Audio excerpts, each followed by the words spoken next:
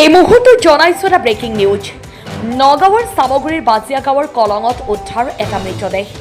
কলঙৰ ওচৰত থকা খেতি চাবলৈ আহি এজন ব্যক্তিয়ে দেখা পায় এই মৃতদেহটো। বৰ্তমানেও পৰিচয় উদ্ধাৰ হোৱা নাই মৃতদেহটোৰ। ক'ৰবাৰ পৰা মৃতদেহটো কলঙৰ পানীত উটি অহাৰ সন্দেহ ৰাইজৰ। ঘটনাস্থলীত চামগুৰি আৰক্ষী উপস্থিত হৈ মৃতদেহটো উদ্ধাৰ কৰি মৰণোত্তৰ পৰীক্ষাৰ বাবে NMCHলৈ প্ৰেৰণ কৰাৰ ব্যৱস্থা কৰিছে। ভিডিঅ' জাৰ্ণালিষ্ট মৃণালৰ সহযোগত নগাঁৱৰ পৰা বিভূতি বৰাৰ প্ৰতিবেদন বটদ্ৰৱা লাইভ।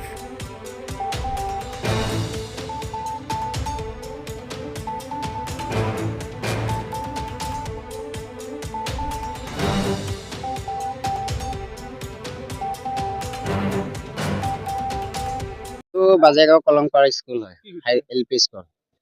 ৰাতিপুৱা মানুহ এজন আহিছে, আহি পেলাই কলংপাৰত আহিছে, খেতি কৰে যে তেওঁ আহিছে খেতিলৈ চাবৰ কাৰণে। চাই পেলাই চাইছে কলংপাৰত, চাইছে মানুহ এজন ডেড বডি পৰি আছে।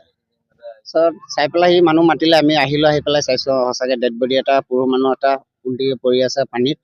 ক'ৰ পৰা আহিছে এইটো আমি এতিয়ালৈকে চিনাকি কৰিব পৰা নাই। মুকন পানীৰ তলফালে আছে। কলঙৰ পানীত উটি আহিছে। ইয়াৰ এতিয়া চিনাকি হোৱা নাই, এনেকুৱা নিৰ্দেশ হোৱা নাই মানুহ, কোনোৱে গম পোৱা নাই। এতিয়া আৰক্ষী লোক আহিছে, এতিয়া মানুহকণ মুখখন পল্টি কৰিলেহে গম পাম, চিনাকি হ'ব পাৰে চাগে ক'ৰ পৰা আহিছে ক'ৰ নহয়। এতিয়া মানুহখন মুখখন এতিয়াও দেখাব পৰা নাই। ক'ৰবাৰ পৰা উঠি আহিছে, আমাৰ ইয়াৰ নহয় এইটো।